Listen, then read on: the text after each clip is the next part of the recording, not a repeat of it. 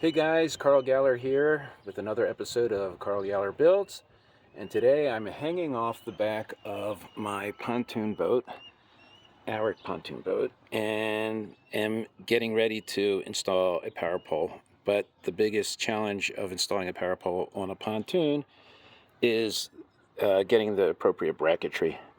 And then this boat, of course, has the underskinning, so I had to take a chunk of the underskinning. I'm going to get some self-tapping sheet metal screws, stainless, to button that back up. But once that was kind of opened, we could see everything we needed to do. So pretty simple, pretty straightforward. I mean, the biggest thing is measure 17 times and drill once. So it worked out pretty good. I'm going to try to stand up without dropping the phone in the water. Holy crap.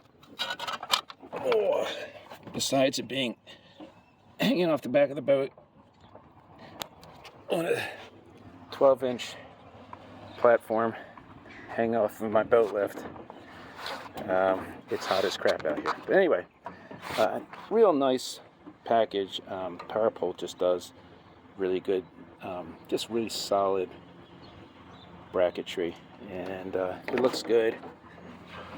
You know, you see a couple exposed bolts, but this thing is solid. I mean, you could hang an outboard motor off this thing. So next will be the power pole and running all the hydraulic lines into our compartment there. So until then, wish me luck. This is Carl Galler with Carl Galler Builds, and I will see ya.